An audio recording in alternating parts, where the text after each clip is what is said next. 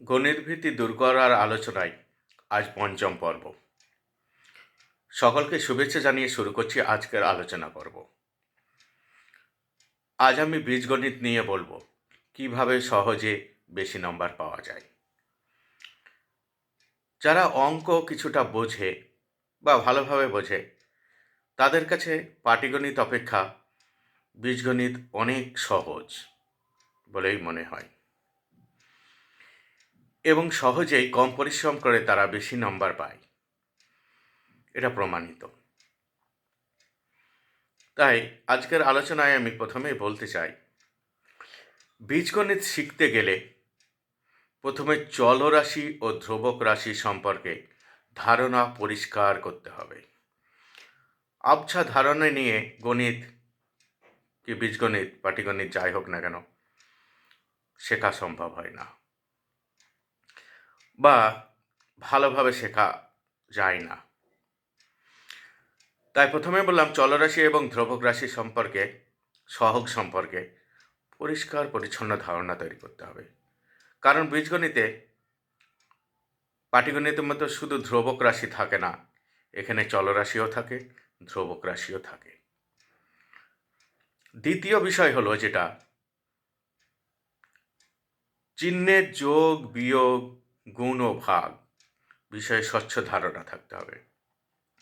বিশেষ করে বীজগণিতের ক্ষেত্রে তো চিহ্নের গুণ খুবই খুবই গুরুত্বপূর্ণ বিষয়। এটা ভুল হলে অনেক অঙ্ক ভুল হয়ে যায়, খুব মারাত্মক জায়গা এই চিহ্নের গুণটা। তৃতীয়ত, বীজগণিতের অনেক অঙ্ক পাটিগণিতের অনুরূপ, কিন্তু আমরা সেটা জানি না। যেমন বলা যায় সূচক, উৎপাদক, গসাগু লসাগু, লঘিষ্ঠ আকার, সরল, এই সমস্ত অঙ্ক সব পাটিগণিতের মতোই, কিন্তু আমরা এই দুটো তুলনা করে আমরা শিখি না, কিংবা আমাদেরকে শেখানো হয় না তুলনামূলক উদাহরণ দিয়ে। তাই বীজগণিত তার কাছে অনেক কঠিন মনে হয়। যদি আমরা পাটিগণিতের উদাহরণ অঙ্কগুলোকে দেখাতাম, তারপর বীজগণিতগুলো দেখাতাম, দুটো তুলনামূলক আলোচনা তাকে বোঝাতাম, তাহলে বীজগণিত শেখা অনেকটাই সহজ হয়ে যেত। কারণ ছোট থেকে পাটিগণিত অঙ্ক করে অভ্যস্ত শিক্ষার্থী হঠাৎ করে যখন বীজগণিতে প্রবেশ করে তখন একটু সমস্যা পড়ে যায়। তাই এই সমস্যা দূর করার জন্য এই তুলনামূলক যদি আলোচনা ওর কাছে নিয়ে আসা হয়, বোঝানোর ব্যাপারটা নিয়ে আসা হয়, তাহলে অনেক সহজ মনে হয়। তাই বীজগণিত শেখানোর ক্ষেত্রে তাকে এই পদ্ধতিগুলো অবশ্যই অবলম্বন করা যেতে পারে।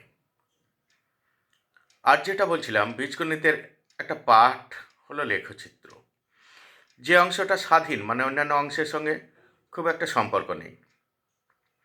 যার সঙ্গে সম্পর্ক সেটা হলো সমীকরণের সমাধানের তুলনামূলক পদ্ধতি। যে লেখচিত্রের টেবিল বানাতে গেলে তুলনামূলক পদ্ধতির একটা অংশ এখানে করতে হয়। তারপরে লেখচিত্র শিখতে গিয়ে সে কিন্তু সমীকরণের সমাধানের তুলনামূলক পদ্ধতিটা শিখে যাবে। তাহলে লেখচিত্রের মাধ্যমে সে আর একটা অঙ্কও শিখে গেল। আর এই সমীকরণের সমাধান যে কোনো পদ্ধতিতেই সমাধান করলে হবে না এখন, কারণ এখন পদ্ধতিগুলো শেখার জন্য সব রকম পদ্ধতিগুলোই দেওয়া আছে। অপনয়ন, পরিবর্তন বা প্রতিস্থাপন, তুলনামূলক, বজ্রগুণন। তবে বজ্রগুণন অপেক্ষাকৃত সহজ এবং নির্ভুল পদ্ধতি, কিন্তু এটা শিক্ষার্থীরা শিখতে চায় না। মানে যাদের কাছে শিখতে যায় তারা অনেক সময় এটাকে কঠিন বলে পরিগণিত করে দেয়। কারণ আগে বজ্রগুণনটা শেখানো হতো না সিলেবাসে, এখনকার সিলেবাসে আছে। তাই শিখতে হবে, সত্যিই খুব ভালো পদ্ধতি এবং সহজ পদ্ধতি। তাই আমি যেটা বললাম, লেখচিত্র ওরা অনেক শিক্ষার্থী আমি দেখেছি খুব আগ্রহ সহকারে শিখতে চায়, ভালোভাবে শিখতে পারে এবং পরীক্ষায় এগুলো করতে পারে। তো এইটাই সহজেই শেখা যেতে পারে, তুলনামূলক পদ্ধতিও এখান থেকে শিখে নিতে পারবে। আর অন্যান্য পদ্ধতির মধ্যে অপনয়নটাও অনেক শিক্ষার্থী ভালোভাবে শিখতে পারে। এই নম্বরগুলো যাতে ভালোভাবে পাওয়া যায় নির্ভুলভাবে, সেদিকে সচেষ্ট হতে হবে। আর এই অঙ্ক ঠিক না ভুল হয়েছে এটাও নিজে নিজে পরীক্ষা করা যায়, কারণ এক্স আর ওয়াই এর মানটা সমীকরণে বসিয়ে দিলে, বাঁদিকে বসিয়ে দিলে ডান দিকের সঙ্গে যদি মিলে যায় তাহলে সমাধানটাও ঠিক আছে, আর না মিলে গেলে ভুল আছে, নিজে নিজে পরীক্ষা করে নেওয়া যায়। তা এটা একটা ভালো দিক।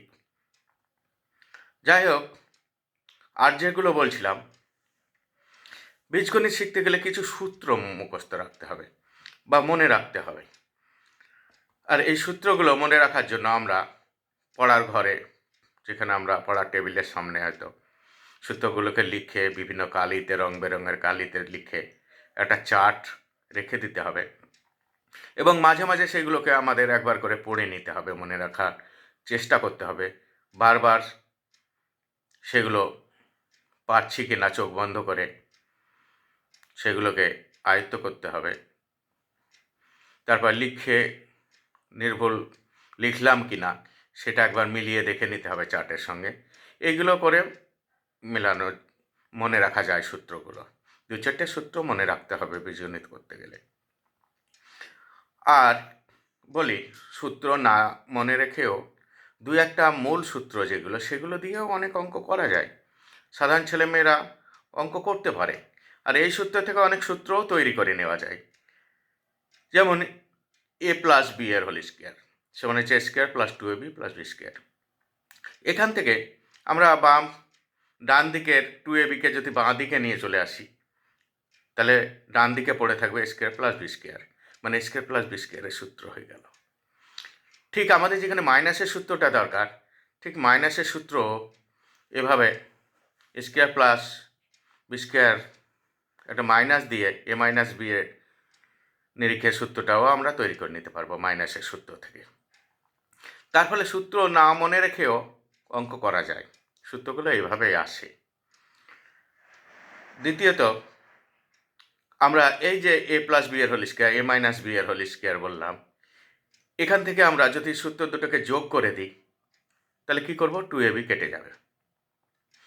সেখান থেকে যোগ বিয়োগ করে 2 into a square plus B square সূত্র পেয়ে যাব। আবার এই সূত্র দুটোকে যদি আমরা কি করি, বিয়োগ করি, তাহলে আমরা দেখতে পাই 4ab সূত্র পেয়ে যাব। বেশি সময় লাগবে না যাদের সূত্র মনে রাখতে অসুবিধা। আবার 4কে যদি আমরা, মানে 4abকে যদি আমরা 4 দিয়ে ভাগ করে দিই তাহলে আবার ab এর সূত্র পেয়ে যাব। তো এইভাবে কিন্তু মূল সূত্র থেকে অনেকগুলো সূত্র তৈরি করে নিয়ে যাই, খুব বেশি লাগলে 1 মিনিট সময় লাগবে। এভাবে সূত্র মনে না রেখেও অনেক সূত্র আমরা তৈরি করে নিয়ে অঙ্ক করতে পারি।